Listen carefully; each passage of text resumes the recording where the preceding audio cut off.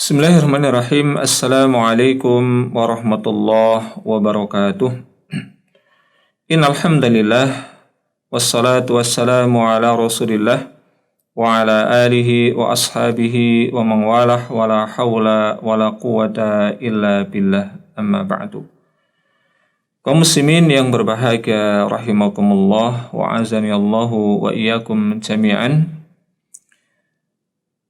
Dalam waktu yang tidak lama lagi, insyaallah kita akan bertemu dengan bulan Ramadan dan kita senantiasa memohon kepada Allah, Allahumma balighna Ramadan wa barik lana fiha. Ya Allah, semoga Engkau pertemukan kami dengan bulan Ramadan dan berkailah kami. Berikanlah taufik kepada kami di bulan Ramadan yang mulia tersebut. Dan semoga kita semuanya diberikan kesehatan, diberikan hidayah, taufik dari Allah Tabaraka wa Ta'ala, sehingga bulan Ramadan yang akan kita lalui ini menjadi bulan yang penuh makna bagi kita. Kita pun bisa meningkatkan kualitas di dalam kita beribadah kepada Allah, bukan hanya semata-mata rutinitas, sehingga kita berharap semakin kita dekat dengan ajal kita, di dalam kita mengisi bulan Ramadan ini akan semakin bernilai di hadapan Allah Tabaraka wa Ta'ala. Kaum muslimin yang berbahagia rahimakumullah, tentu hal yang sangat penting yang harus kita miliki untuk menghadapi tugas-tugas yang berat itu adalah dengan optimis yang pertama. Dengan optimis,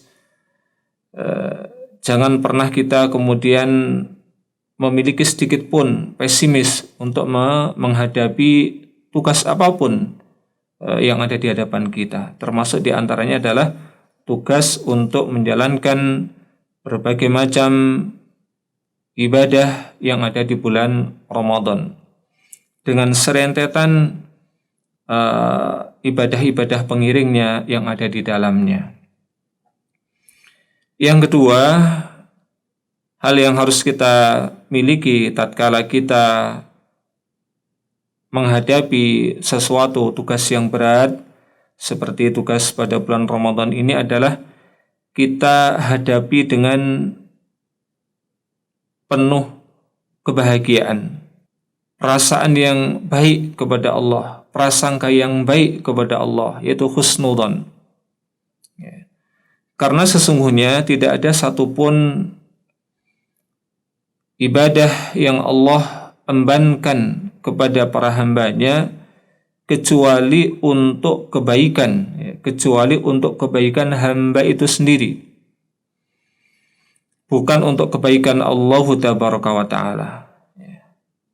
Sehingga kita hendaknya bisa menghadapi bulan Ramadan ini dengan perasaan yang happy, karena tentu perasaan kondisi jiwa yang bahagia ketika melakukan sesuatu itu hasilnya akan sangat berbeda kalau dibandingkan dengan seseorang yang di dalam melakukannya dengan perasaan yang tertekan, perasaan yang terpaksa. Ya, ini tentu outputnya akan sangat jauh berbeda. Sehingga layak kita kemudian mengatakan marhaban ya Ramadan, selamat datang kami sambut dengan penuh kebahagiaan wahai bulan Ramadan. Ini yang kedua. Marilah kita rubah mindset kita untuk menghadapi bulan Ramadan ini, yang mungkin semula ada yang merasa tertekan, ada yang merasa biasa-biasa saja. Marilah kita rubah menjadi perasaan yang penuh dengan kebahagiaan, penuh dengan kesenangan, sehingga kita berharap apa yang akan kita lakukan di bulan Ramadan nantinya itu akan lebih berkualitas ya di hadapan Allah Tabaraka wa Ta'ala. Kemudian yang ketiga, yang ini juga sangat penting untuk bisa untuk bisa menjadikan Ramadan kita lebih berkualitas, yaitu tentu kita memiliki ilmu. Ya, kita memiliki ilmu tentang fikih yang berkaitan dengan bulan Ramadan tersebut. Sebegitu pentingnya ilmu sampai Imam Bukhari di dalam kitab Sahihnya beliau membuat satu judul Al-ilmu qabla al-qawli wal amal. Ya, bahwa ilmu itu harus dimiliki oleh seseorang sebelum seseorang itu berucap dan beramal. Ya. Maka ada beberapa hal yang akan kita sampaikan terkait fikih Ramadan ini, tentu secara singkat. Namun demikian semoga ini akan menjadi bekal bagi kita semuanya, sehingga kita berharap pada akhirnya bahwa Ramadan yang kita lakukan itu secara fikih sah, diterima di hadapan Allah. Meski nanti dalam melakukan ibadah pada bulan Ramadan ini kita tidak hanya akan berhenti pada masalah fikihnya, namun kita nanti akan meningkat di hal-hal yang lainnya.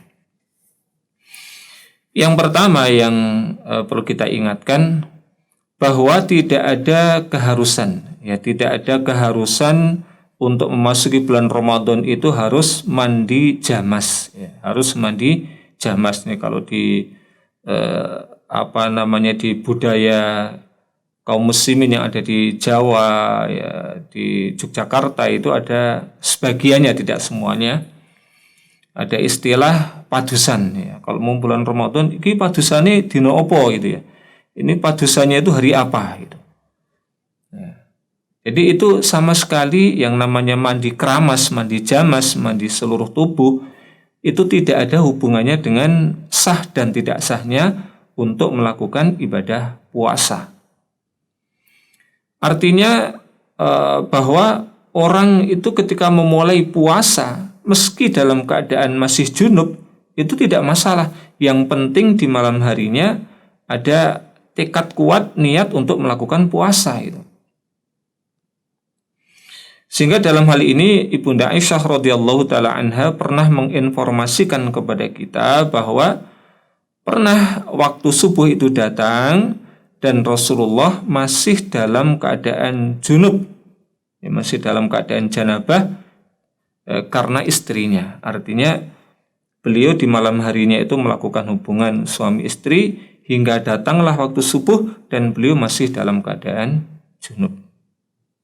Maka ini dalil yang kuat bahwa puasa itu tidak ada hubungan secara kuat ya, ataupun hubungan sah dan tidak sah dengan mandi janabah. Ya. Orang boleh masuk memulai puasa masih dalam keadaan junub sebagaimana yang terjadi pada diri Rasulullah Shallallahu Alaihi Wasallam. Ya, ini mungkin hal yang pertama. Dan yang kedua, juga tidak ada keharusan seseorang itu ketika mau memasuki bulan Ramadan harus ziarah dulu. Ya. Kalau tidak ziarah dulu nanti puasanya tidak sah. Nah, ini juga tidak ada hubungannya. Ziarah disyariatkan di setiap waktu, kapanpun, karena fungsi dari ziarah kata Rasulullah, tudzakirukumul mauta. Ya. Fazuru, berziarahlah kalian, fa innaha tudzakirukumul mauta, karena ziarah itu akan mengingatkan kalian kepada kematian. Maka Rasulullah SAW itu berziarah di hampir di setiap malam ya, ke Baqi ya, beliau menengok kuburan Baqi hampir di setiap malamnya. Ya. Kenapa? Supaya lebih ingat kepada kematian, dan beliau memang orang yang paling ingat dengan kematian itu. Dan lebih parah lagi kalau kemudian berziarahnya ini diiringi dengan meminta-minta kepada orang yang meninggal. Ini bisa sampai pada perbuatan kesyirikan semacam itu. Ya. Kemudian kita memasuki puasanya, ya. Kita memasuki fikih puasanya, bahwa puasa hanya sah dilakukan oleh orang-orang muslim, ya, karena di bulan Ramadan ini ada banyak orang muslim, banyak orang non-muslim itu ikut puasa, maka puasa mereka tidak sah, ya. Sehingga para ulama menyebutkan syarat sahnya puasa yang pertama dia adalah orang muslim. Maka Allah katakan ya ayyuhalladzina amanu. Kok kenapa ya bukan ya ayyuhal muslimun? Ya, karena kata-kata iman itu juga mencakup kata Islam. Yang ini oleh para ulama sering dikatakan kalimatani, ya, idza ijtama'at iftaraqa wa idza iftaraqat ijtama'at. Ya. Dua kata yang kalau dia itu tampil sendirian, ya, dia iftaraqat, dia itu tampil sendirian, tidak dua-duanya, maka dia ijtama'at. Artinya maknanya itu mencakup makna yang lainnya, mencakup makna dari kata yang lainnya. Maka ketika yang tampil adalah kata iman, dia juga mencakup makna Islam. Kalau nanti misalnya yang tampil itu hanya kata Islam, dia juga mencakup makna iman.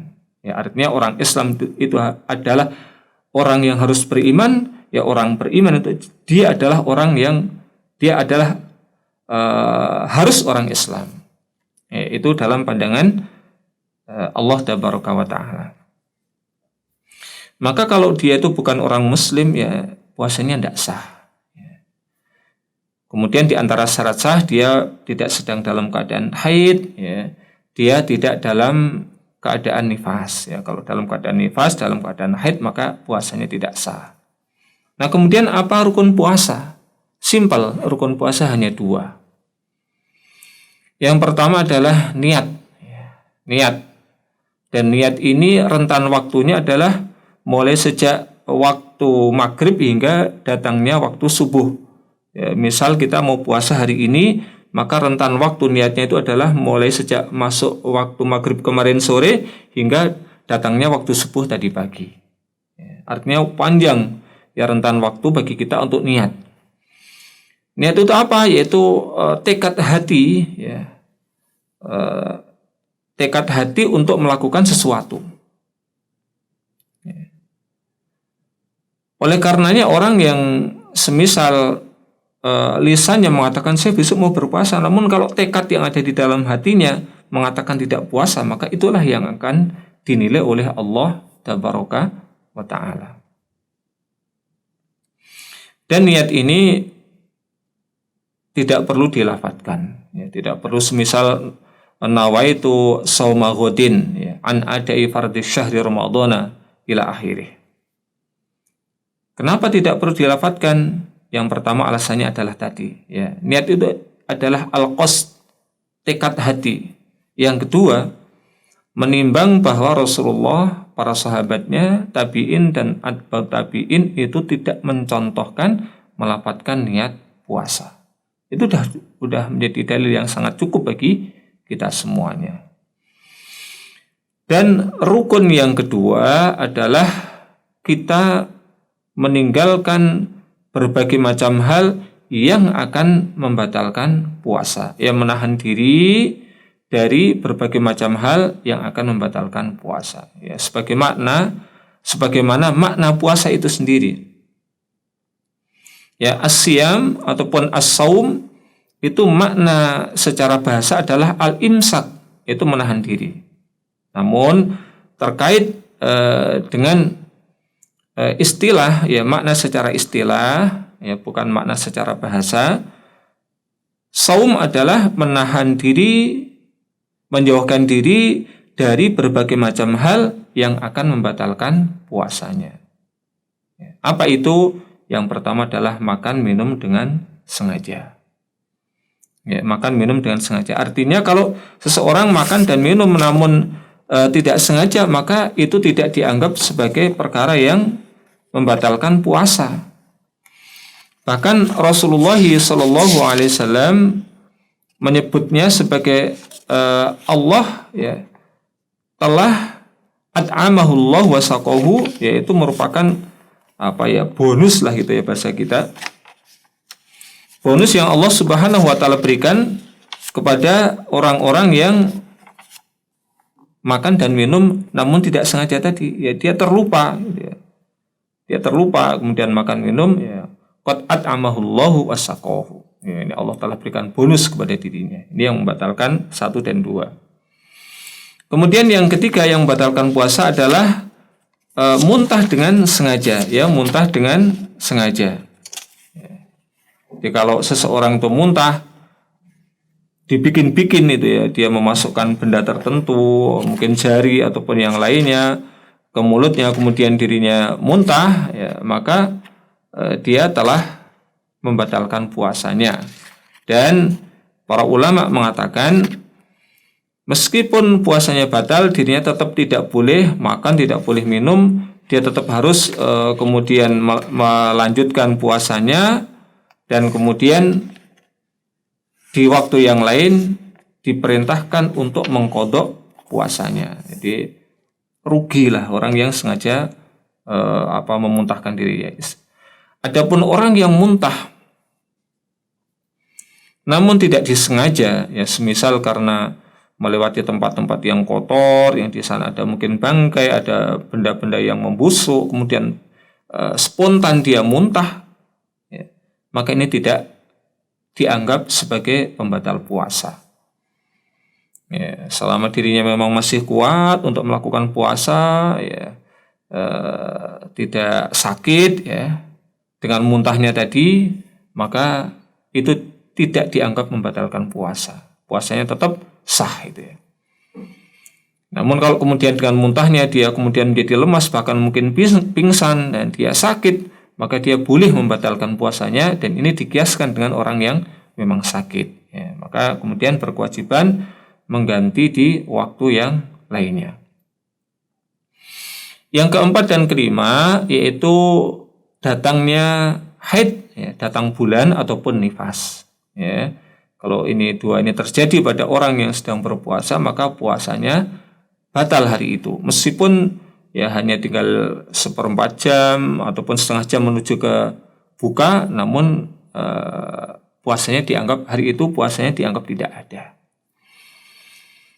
Kemudian yang keenam yang membatalkan puasa adalah hubungan suami istri. Ya, hubungan suami istri ini selain akan membatalkan puasanya, juga dirinya memiliki kewajiban yang lain sebagai kafarohnya adalah kemudian berpuasa 2 bulan berturut-turut. Tentu ini bukan merupakan perkara yang ringan, ya, bukan merupakan perkara yang ringan. Ya, kalau kita puasa sebulan saja, yang itu banyak saudara kita yang menemani, itu kita rasa berat, bagaimana lagi dengan puasa 2 bulan berturut-turut, tidak boleh lobang 1 hari pun, dan dia puasanya sendirian, tentu ini berat. Ya, kalau ini tidak mampu, maka membebaskan budak, memerdekakan budak. Nah, di tempat kita tidak ada budak, maka beralih ke yang ketiga, yaitu memberikan makan kepada orang-orang miskin sebanyak 60, ya, sebanyak 60. Itulah yang kemudian menjadi kafaroh bagi orang-orang yang batal puasanya karena jima, ya, karena jima. Nah, kaum muslimin yang berbahagia rahimakumullah, kemudian ada beberapa hal yang boleh dilakukan oleh orang yang berpuasa. Seperti apa? Seperti berkumur-kumur ataupun gosok gigi, kemudian istinsyak yaitu menyedot air ke hidung, ya, yang Rasulullah katakan faballighu fil istinsyaki illa an takuna shaiman. Bersungguh-sungguhlah kalian nyedot air ke hidung kecuali kalau Anda sedang berpuasa, maka jangan terlalu dalam ya nyedot airnya, nanti akan masuk ke tenggorokan dan ke perut dan akan membatalkan puasanya. Kemudian menyiram air ke tubuh kita ataupun kita mandi ya, gampangnya kita mandi ataupun sekedar nyiram kepala ketika puasa ya, apalagi kondisi cuacanya sangat panas misalnya, maka itu satu hal yang tidak mengapa, satu hal yang diperbolehkan. Kemudian melakukan suntikan ya, suntikan selama suntikan ini tidak dimaksudkan untuk memasukkan infus ya, suntikan biasa hanya untuk memasukkan obat, maka tidak membatalkan puasa. Nangis gimana? Nangis tidak membatalkan puasa. Kentut di air tidak membatalkan puasa, ya, karena itu tidak masuk melalui rongga mulut gitu ya. Atau orang kentut itu tidak dikenal sebagai orang yang memasukkan sesuatu benda ke perutnya dalam rangka untuk memperkenyang perutnya ataupun memberikan nutrisi kepada tubuhnya. Nah, tidak ada terkenal semacam itu ya, tidak dikenal gitu. Kemudian gosok gigi ya boleh. Kemudian mencicipi makanan ya, mencicipi makanan boleh. Dan yang namanya mencicip itu tentu setelah kemudian seseorang merasakan ini kurang asin, kurang pedas, kurang manis, setelah terasa kemudian dibuang kembali ya, diludahkan kembali, tidak kemudian ditelan. Kalau nyicipi ditelan tentu ini membatalkan puasa. Ini masuk ke dalam kategori makan dan minum. Nah, kaum muslimin yang berbahagia rahimani wa rahimakumullah. Nah, setelah kemudian kita bisa menjauhkan diri dari perkara-perkara yang membatalkan puasa, kemudian kita pun mengerti apa yang boleh dilakukan oleh orang yang sedang melakukan puasa, maka tentu kita sekarang tidak akan muncul berbagai macam pertanyaan. Oh, kalau ini boleh enggak? Oh, kalau ini membatalkan puasa ataukah tidak? Ya. Nah, semoga yang sedikit ini bisa memberikan bekal pada kita semuanya, sehingga kita sudah ya siap ya, bersiap diri untuk memasuki bulan Ramadan. Mungkin ada pertanyaan bagaimana sih kalau orang yang sudah sepuh sekali ya, orang yang sudah umurnya mungkin 80 tahun ya, kemudian tidak bisa berpuasa, tidak kuat berpuasa ya. Maka kalau ada orang yang semacam ini, dia tugasnya hanya memberikan makan kepada orang miskin. 1 hari 1 kali makan ya, ini yang wajib. Nah, kalau kemudian mau melakukan sunnah, wah saya kok kalau sehari cuma sekali ini terasa masih kurang ya, mau ngasih 2 kali 3 kali monggo. Yang kedua ketiganya ini hukumnya adalah sunnah. Yang wajib adalah 1 hari 1 kali memberikan makan kepada orang miskin. Memberikannya boleh dilakukan setiap kali meninggalkan puasa kemudian memberi makan. Boleh dikumpulkan. Nanti kalau sudah selesai Ramadan baru kemudian memberikan makan kepada 29 ataukah 30 orang miskin sesuai dengan puasa yang dia tinggalkan. Dan ini pernah dilakukan oleh Anas bin Malik radhiyallahu taala anhu, dan tidak ada sahabat yang kemudian mengingkarinya. Ini menunjukkan tentang bolehnya kemudian mengumpulkan sekaligus fidyah orang yang tidak bisa menjalankan puasa. Kemudian bagaimana dengan orang yang sedang sakit dan orang yang bepergian? Kalau sakitnya itu sakit yang menjadikan sebab dirinya akan tambah lemah dan bahkan mungkin mengantarkan kepada kematian kalau dia berpuasa, maka dia baik tidak berpuasa. Dan kemudian menggantinya di waktu-waktu yang lain. Demikian juga safar. Kalau safarnya itu adalah safar yang berat, kalau dia harus berpuasa, maka dia lebih baik tidak berpuasa dan kemudian mengganti di waktu-waktu yang lainnya. Hal ini sebagaimana yang Allah Tabaraka wa Ta'ala firmankan, ya, wa in kuntum marda aw ala safarin fa iddatum min ayamin ukhar. Kalau kalian itu sedang sakit ataupun dalam keadaan sedang bepergian, ya, maka gantilah puasanya di waktu-waktu yang lainnya. Bagaimana kalau ada orang yang bertanya tentang orang yang semisal sedang hamil ataupun sedang menyusui, ya. Maka orang yang hamil dan menyusui, dia yang pertama, ini memang khilaf di antara para ulama, terjadi silang pendapat. Orang yang hamil dan orang yang menyusui, maka dia boleh untuk tidak berpuasa di bulan Ramadan. Kalau sekiranya dia berpuasa, itu akan menyebabkan kemadharatan, bahaya, baik pada diri ataupun janin yang dikandungnya atau bayi yang disusuinya.